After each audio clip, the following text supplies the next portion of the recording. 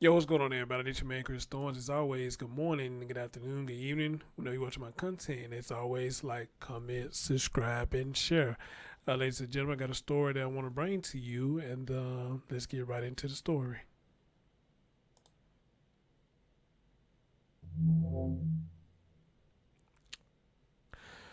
All right, guys, if you look over there to my left, I don't know if it's going to be the right on your side or it's going to be the left on your side or whatnot, but if you look over there, we're going to be talking about this precious baby right here. This is 8 month old. Now, here's the thing. Now, you're going to hear that the mom's going to be saying dream, but how they got it spelled is J apostrophe REAM. So I don't know if the J is silent or anything like that, but it sounds like they calling the baby Dream or it's dream, but it sounds like it's dream. And I'll show you how I did in a minute. But however, though, I did a live yesterday and I briefly spoke on where I called it fentanyl, but kind of find out it's called fentanyl. All right. This 8 month old baby has died with they called it an accidental overdose of fentanyl. All right. And the child died in the care of the babysitter. Okay. Died in the care of the babysitter. And you know what? Before I go in deep into my commentary, I want to let y'all hear what's going on here. And, this just sad. And I told y'all yesterday, this becoming one of them hot things, too, that fentanyl is being called a lot in these children death, So, wow. But let's hear what's going on. We talked to the baby's mother on Wednesday shortly after she left the Wayne County.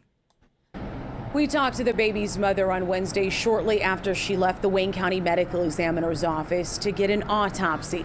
It's believed her little girl died of an accidental fentanyl overdose. From a bubbly 8-month-old to this, hooked up to hoses in the hospital. Instead of planning our child's first birthday, we have to plan a funeral for our baby. Little Dream is believed to have died from an accidental fentanyl overdose while she was at a trusted babysitter's house in Dearborn Heights last Thursday. We've been told several different stories from the babysitter herself. The baby's mom, who doesn't want her identity known for now, says they still don't know exactly how the child ingested the drug, but knows the babysitter is responsible. She showed us a doctor's report that revealed fentanyl in the child's urine. Pretty much there was nothing that they can do. Her heart wasn't pumping without the ventilator. She was completely brain dead with no brain activity. Dream died at Children's Hospital downtown. I'm not even taking a picture. Why are you trying to pose? Mom says Dream was always with her 6-year-old brother. I was going to explain to him what happened, and he just looked at me like, "Mommy, I already know Dream is dead." And I don't know, it hurt my heart so bad. We spoke to Dearborn Heights Police Chief by phone. He says they're waiting on an official autopsy report before pursuing charges with the Wayne County Prosecutor's Office. An agonizing wait for this family. Definitely something that could have been prevented had you kept an eye on her. Reporting in Dearborn Heights, Jessica Dupnack, Fox 2 News. When I look at this precious baby, it reminds me of Malia Baez, because Malia Baez had them big old eyes like that, just as pretty as all outside, so it's a damn shame what's going on here. Okay, ladies and gentlemen, let me go back to something real quick, and I want to, if I can get it.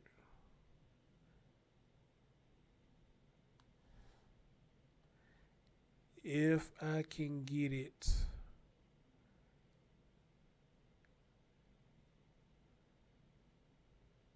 I want to get it right there. Anybody's looking at that will piss you off and anger you. That an 8-month-old have to go through this because of the irresponsibility of somebody, as I always say, that we entrusted to watch our children. Many stories I have done lately, it has led to this. Somebody put they children to care of somebody who they known or had trust in, and it's always something that happens, and 9 times out of 10 is because of that person is being very irresponsible with your child. And let me explain something to y'all. Let me explain something to y'all real quick. anybody who got to give you multiple stories about what happened, that pretty much automatically lets you know that it was their fault that they did it. But the reason they giving out so many stories and narrative because they trying to water it down, trying to make it seem like it's their fault. This is why I always tell a lot of y'all, it's always everybody else's fault except for theirs. It's always everybody else's fault except for the persons who was responsible for doing X, Y, Z. And that's something I can never understand. Why we try to blame everything or everyone else for our fuck-ups. All right? Because at the end of the day, when something like this happens, it's going to come out. It's going to come out. Now, I get it. It's hard to be truthful with a lot of stuff. Because a lot of times you do probably feel bad about what happened. But then again, a lot of people don't feel bad what happened because, we talk about this a lot, when it comes to other people, children and stuff, people tend to want to hurt them, because they jealous of their parents for whatever reason. I don't know. You got some that may be jealous because they can't have any children, so they jealous, try to get close to their parents, start watching their child, they be abusing their child because they jealous because they can't have one, or it could be a personal vendetta against the parents, or you just got a person that's just hateful, period. Okay, they would do shit to children. You just never know these fools nowadays, okay? You just don't know nobody's motive.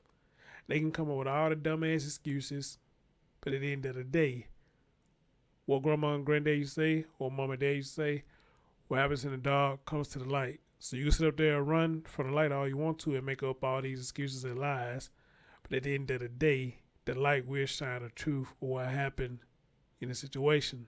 My heart breaks for this young lady, and I hate that this happened to her. And, to see that beautiful video of the brother holding that child, I thought that was very beautiful. But again, guys, just sad that one day you see your child all bubbly and happy, and the next time you see him, you see something like this. You see something like this. All right? Now, as of now, they're not going into too much details about exactly what happened. But y'all heard what it said. They waiting on a full medical exam, the full details, to say exactly what was the cause. Fentanyl. Okay? So, fentanyl overdose and babysitter's care. So, I don't know, did she have this, whatever medication it was?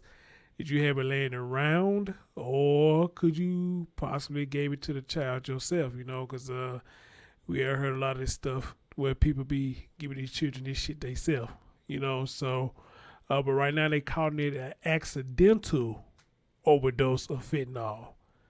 And I want y'all to see right here, okay, the child name is spelled right here. J'_REAM. So I don't know, are they saying dream or dream? Dream or dream? They probably saying dream. I don't know.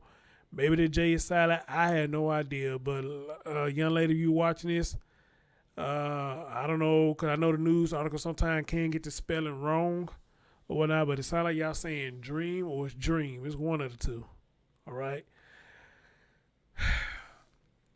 But it goes on to say this day, little dream went from a bubbly 8-month-old to being hooked up to hoses in the hospital fighting for her life. The infant tragically would not survive. It's suspected the baby died of fentanyl overdose, according to her mother, who went to the Wayne County Medical Examiner to get an autopsy. The accidental fentanyl overdose is believed to have happened to a trusted babysitter house in Dearborn Heights last Thursday. Instead of planning our child's first birthday, we had to plan our funeral for our child, she said. We have been told several different stories from the babysitter, which let you know that she was irresponsible. That's why they told different stories. A lot of motherfuckers do that.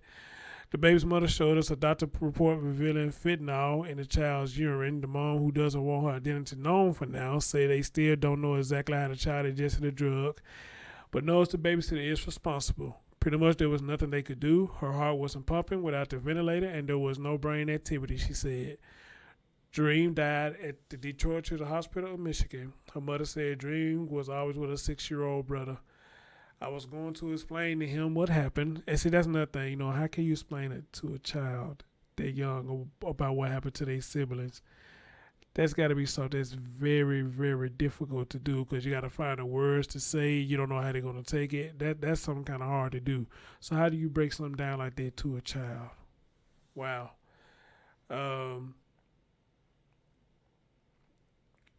He said, you already know, I know Dream is dead. She said it hurt my heart so bad. Fox 2 spoke to Dearborn Heights Police Chief Gerard Hart by phone. He said they are waiting on the official autopsy report before pursuing charges with the Wayne County Prosecutor's Office.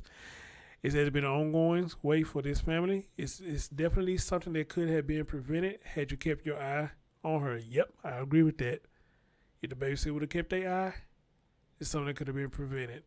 And I've been saying that for the longest. So, again, I'm sorry this happened to you, young lady. This is crazy, and that's sad all over. It just seems like now it's just gonna come to a point now, man. Y'all, we just gonna have to say, forget it.